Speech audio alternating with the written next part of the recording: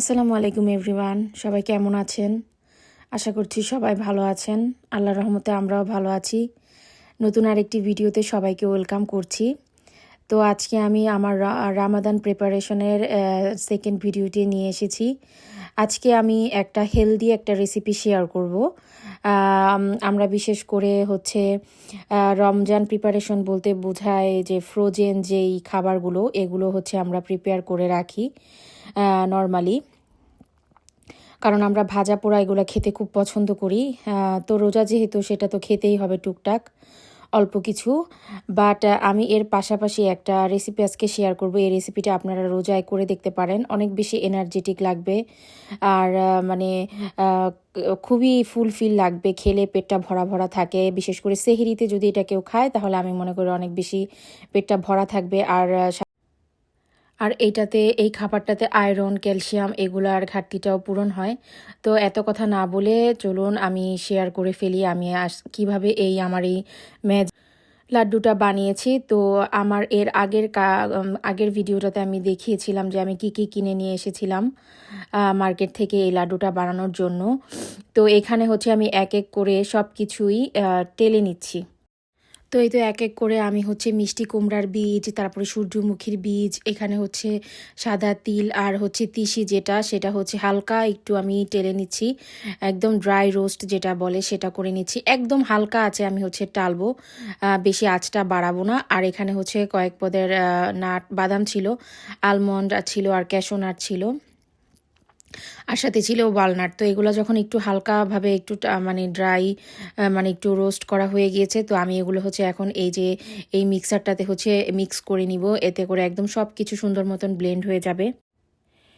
তো এই তো ব্লেন্ড হয়ে যাওয়ার পরে হচ্ছে আমি এক এক করে আমি স্টেপগুলো দেখাবো।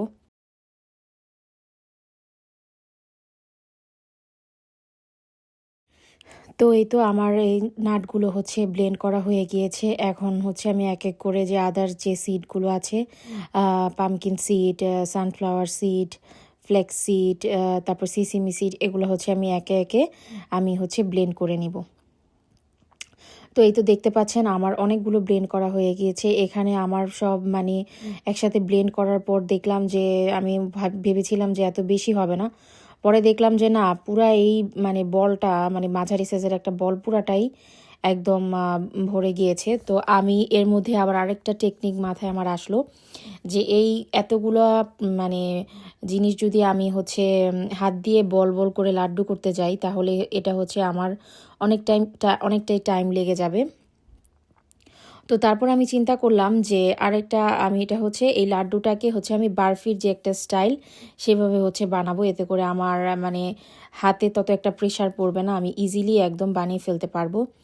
তো আর এই যে এখানে হচ্ছে আমার মেয়ে আমাকে হেল্প করছিল, মানে ও নাড়বে মানে ও আমাকে বলছে যে না আমিও বানাবো। তো দেখতে পাচ্ছেন অনেকগুলো একদম হয়ে গিয়েছে, আমি আসলে বুঝতে পারিনি যে এত পরিমাণ হবে। বাট যাক, ভালোই হয়েছে। আমার পুরোটা রোজার মাস হচ্ছে আমি দুইটা দুইটা করে হচ্ছে সেহরিতে বা ইফতারে টাইমে হচ্ছে আমি খেতে পারবো।